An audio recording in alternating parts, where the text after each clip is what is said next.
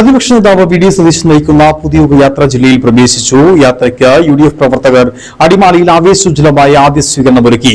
UDF വെറും പ്രതിപക്ഷം മാത്രമല്ല ഇപ്പോഴെന്നും ജനങ്ങളുടെ ആഗ്രഹം പൂർത്തീകരിച്ച് അധികാരത്തിൽ വരേണ്ട മുന്നണിയായി മാറിയെന്നും വി ഡി സതീശൻ പറഞ്ഞു. പ്രതിപക്ഷ നേതാവ് വി ഡി സതീശൻ നയിക്കുന്ന പുതിയ യാത്ര വിവിധ ജില്ലകളിലൂടെ പ്രയാണം നടത്തി ഇടുക്കിയിൽ പ്രവേശിച്ചു. യാത്രയ്ക്ക് UDF പ്രവർത്തകർ അടിമാലിയിൽ ആവേശോജ്വലമായ ആദ്യ സ്വീകരണമൊരുക്കി.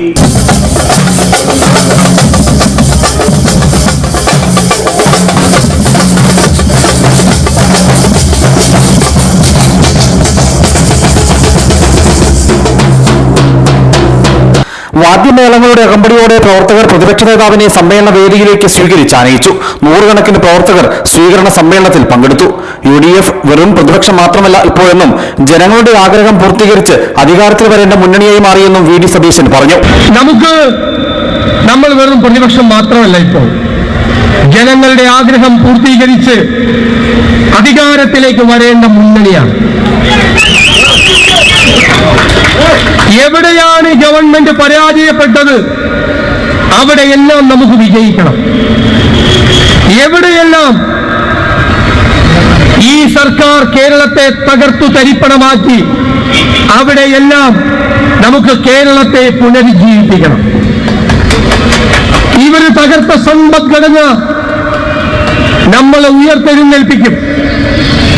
നല്ല ധനകാര്യ മാനേജ്മെന്റിലൂടെ, തന്ത്രപൂർവമായ നികുതി ഭരണത്തിലൂടെ ഖജനാവിന്റെ ചോർച്ച അടച്ച് സമ്പദ്ഘടനയെ ഉത്തേജിപ്പിച്ച് ഇപ്പോൾ പൂച്ച പെറ്റുകിടക്കുന്ന കേരളത്തിന്റെ ഖജനാവിൽ നമ്മൾ പണം കൊണ്ട് നിറയ്ക്കും.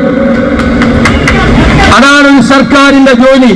UDFന്റെ വിവിധ സംസ്ഥാന നേതാക്കളും UDF ജില്ലാ നേതൃത്വവും സ്വീകരണ സമ്മേളനത്തിൽ പങ്കെടുത്തു.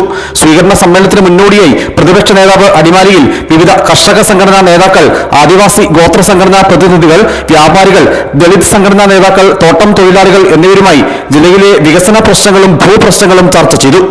അടിമാലി ക്ലബ്ബ് ഹാളിലായിരുന്നു പരിപാടി ഒരുക്കിയത്.